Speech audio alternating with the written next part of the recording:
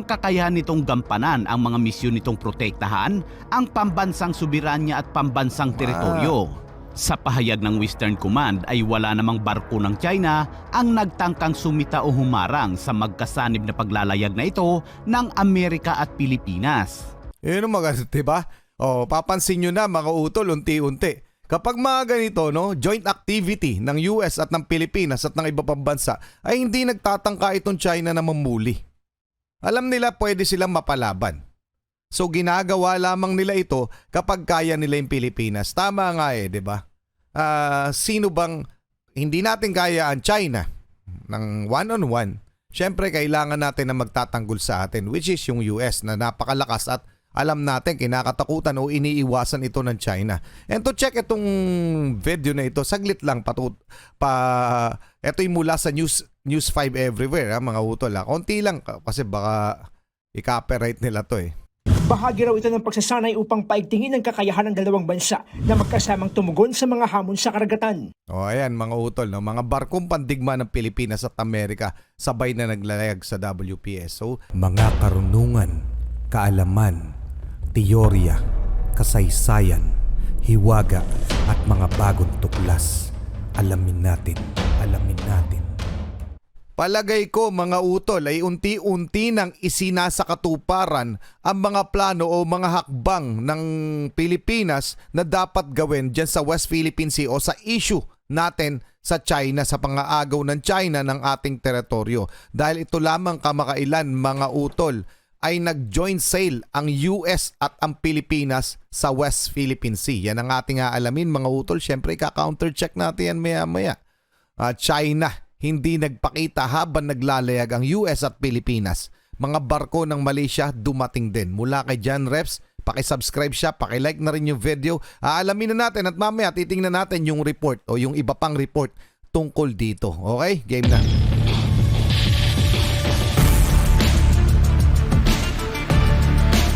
At ito na nga mga kabayan, barko ng Pilipinas at Amerika magkasamang naglayag sa West Philippine Sea.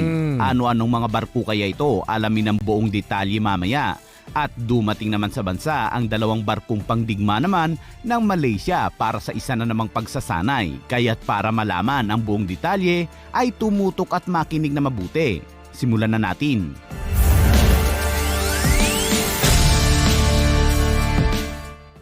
Inihayag ng Armed Forces of the Philippines nitong Martes na kasalukuyang nagsasagawa ng isang bilateral seal ang mga barkong pangdigma ng Pilipinas at Amerika sa West Philippine Sea.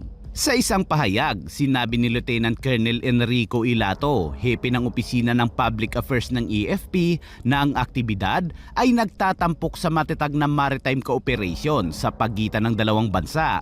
Ang aktibidad ay ginagawa sa ilalim ng Mutual Defense Board and Security Engagement Board Framework na naglalayong bumuo ng operational interoperability sa pagitan ng mga Navy ng dalawang bansa. Tama. Sinabi ni Ilato na idineploy ng Armed Forces of the Philippines ang Guided Missile Frigate ng Navy na BRP Jose Rizal, habang ang US Navy ay nagdeploy din ng kanilang Guided Missile Destroyer na USS Ralph Johnson.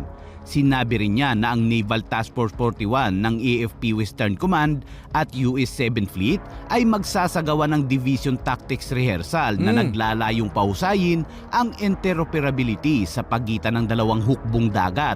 Ang kaganapang ito ay naglalayong magbigay ng pagkakataon para sa Philippine Navy at US Navy na subukan at pinuhin ang umiiral na maritime doctrine at ipakita ang kanilang mga kakayahan sa pagtatanggol alinsunod sa ibinahaging pangako ng pagtataguyod ng kapayapaan at seguridad sa rehiyon. Ayan mga utol Di ba kamakailan lamang ay pinag-uusapan ito o sinusuhestyon ito sa Senado na pwede nating gawing kasama sa joint patrol kapag tayo magre-resupply doon sa ating mga personnel sa Ayungin Shoal, kasama natin ang US Navy, mga utol. Nang sa ganun ay hindi na tayo makaranas pa ng pambubuli ng China. Okay? So maganda itong gawa na ito mga utol.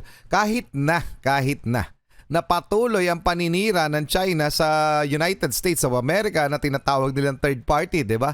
Kung naaalala ninyo, palagi nilang sinasabi sa mga statement yan na ang nagpapagulo daw di umano dito ay ang Amerika. Kaya daw nagkakaroon ng hindi pagkakaunawa ng mga bansa.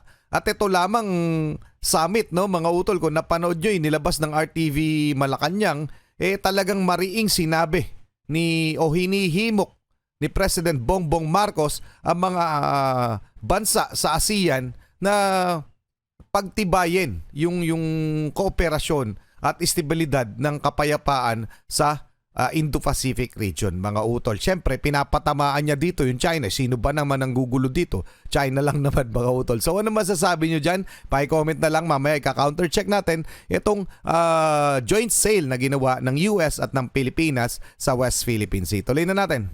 Dagdag pa ni Ilato, patuloy na makikibahagi ang Armed Forces of the Philippines sa mga bilateral at multilateral na mga aktibidad na mag-aambag sa higit pang pag-uunlad ng kakayahan nitong gampanan ang mga misyon nitong protektahan ang pambansang soberanya at pambansang teritoryo.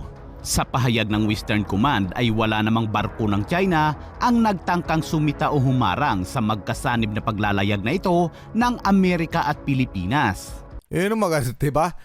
Papansin nyo na, mga utol, unti-unti. Kapag mga ganito, no, joint activity ng US at ng Pilipinas at ng iba pang bansa, ay hindi nagtatangka itong China na mamuli. Alam nila pwede silang mapalaban. So ginagawa lamang nila ito kapag kaya nila yung Pilipinas. Tama nga diba? Sino bang hindi natin kaya ang China ng one-on-one? Siyempre, kailangan natin na magtatanggol sa atin, which is yung US na napakalakas at alam natin kinakatakutan o iniiwasan ito ng China. And to check itong video na ito, saglit lang ito yung mula sa News 5 Everywhere, mga utol. Konti lang kasi baka i-copyright nila to Bahagi raw ito ng pagsasanay upang paigtingin ang kakayahan ng dalawang bansa na magkasamang tumugon sa mga hamon sa karagatan. Ayan, mga utol, no? Mga barkong pandigma ng Pilipinas at Amerika sabay na naglalayag sa WPS. So, para rin sa kasanayan. Okay, mga utol, at unti-unti nang nagmamaterialize yung plano natin, no? Siyempre, paulit-ulit rin namang sinasabi ng ating Pangulo na hindi naman tayo papayag na agawan ng teritoryo. So, pero ang hanggat maari ay mauwi sa maayos na usapan kung ano man magkaroon ng mutual understanding in between Pilipinas at China. Okay? So, kung makukuha natin sa maayos na paraan o mababawi natin ang mga teritoryong inaangkin ng China, mas mabuti nang hindi na mauuwi sa digmaan. Pero, alam natin na patuloy na naghahanda ang Pilipinas sa napipintong pag-aaklas o pag-atake ng China. Hindi yun inaalis sa kaisipan ng ating mga pinuno. Okay? So malinaw yun. Kaya meron tayong mga ganito, mga utol. Kaya nagdadagdag tayo ng mga kaalyado. Kumbaga pinaparating talaga rin natin dito para na rin tayo ay handa kung ano man biglang maisip nitong China. So mabuti na nahanda tayo. Tuloy na muna natin. At sa ibang balita naman, dumating na sa bansa ang dalawang barkong pangdigma ng Malaysia bilang bahagi ng pagsisikap na pahusayin ang pakikipagtulungan at interoperability ng Royal Malaysian Navy at Philippine Navy para sa muling pagsasagawa ng ika-24 na pag-ulit sa Malpay Laot. Nice one. Isang pagsasanay na nagsimula kahapon, September 4 at tatakbo hanggang September 8. So we are actually preparing for whatever eventualities. But this is a maritime training activity.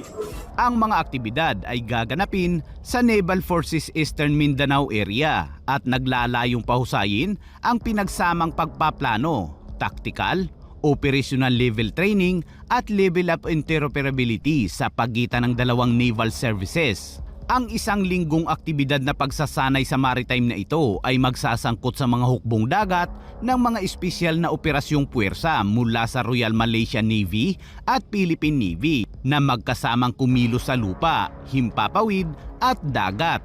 Ang kalahok na barko ng Royal Malaysian Navy ay ang KD Silangor na pinakabagong henerasyon nito at ang KD Sundang na isang littoral mission ship. Hindi naman nabanggit kung anong barko ng Pilipinas ang makakasama ng mga ito. Ang parehong hukbong dagat ay magsasagawa din ng komplikadong pagsasanay sa dagat gamit ang magkakaibang mga naval platform at mga operating area. Ang pagtutulungan ng Philippine Navy at Royal Malaysian Navy ay nagsisilbing pundasyon para sa kapayapaan at katatagan sa rehiyon ng Indo-Pacific. Tama mga utol, no? Yun nga. Napakaganda rin mga utol talaga kung ganito mangyayari, no? Yung mga yung ASEAN countries, no? Pag naging unified, 'di ba?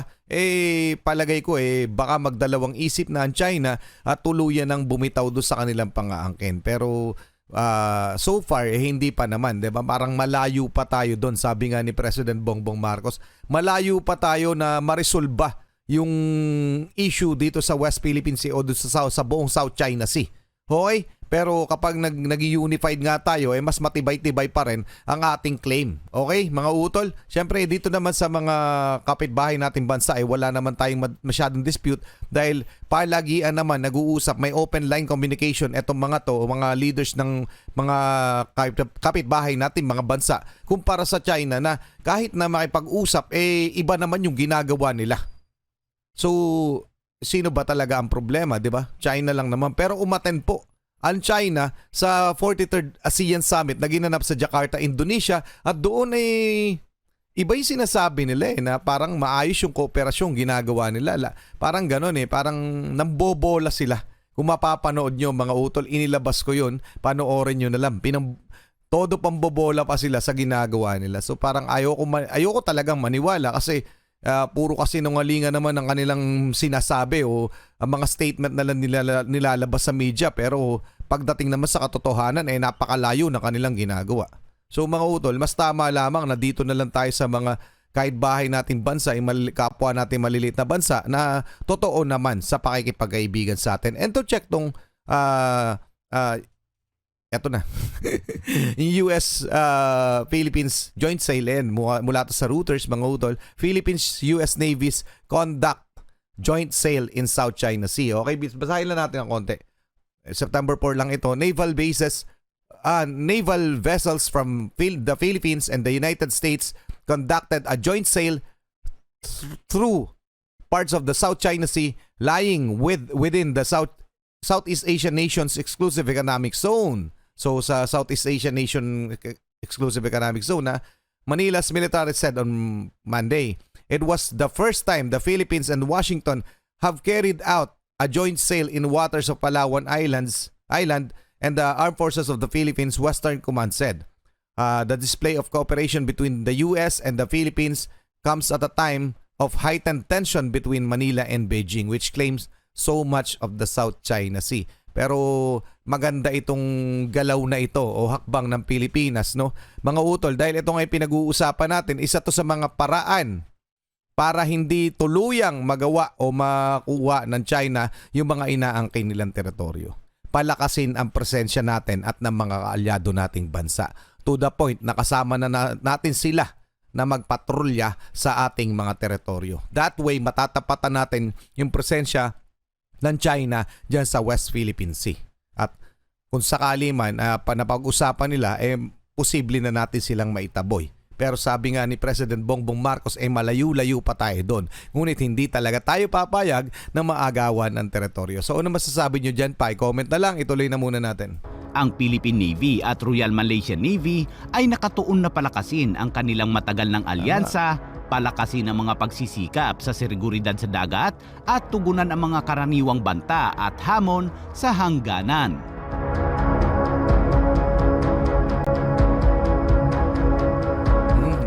At bilang isang mamamayang Pilipino, ano ang reaksyon mo sa mga magkasanib na pagsasanay na ito? Pero bago matapos ang videong ito ay silipin muna natin ang isang maiksing video ng exercise alon ng Australia at Pilipinas. Okay mga utol, tapos na tayo dyan, pero anong masasabi nyo? No? Unti-unti, maganda na rin na kasama natin ang ASEAN kasi sila rin naman ay inaagawan ng teritoryo, partikular yung Vietnam, yung Malaysia, Indonesia yata, kung hindi nagkakamali. Pero mga kapanalig natin yan sa iisang kalaban. Ako, tinuturing ko ng kalaban yung bansang China sa isip ko dahil inaagawan tayong teritoryo. So far, dapat kalaban natin sila. So, yung pag binabanggit nila pagkakaibigang Pilipinas at China, hindi na ako naniniwala mga utol. So anong masasabi nyo sa ating featured video at sa anong masasabi nyo sa joint sale ng US at Pilipinas? Dapat ba ituloy-tuloy na to? Yung baga hanggat hindi lumalayas itong China sa ating mga teritoryo, dapat palagian na mangyari, no mga utol? Sa akin sana ganun na lang. Anyway, hanggang doon lang muna. Pakikomento na lang ang inyong mga opinion. Maraming salamat sa iyo, John Raps. Maraming salamat sa inyo mga utol. Muli ako si Target Achilles. In behalf of the Real South Pride Production, ako nagpapasalamat sa walang sawa niyong pagsuporta. Kayo mag-iingat. Keep safe. God bless at saludo po ako sa inyo lahat. Maraming salamat po.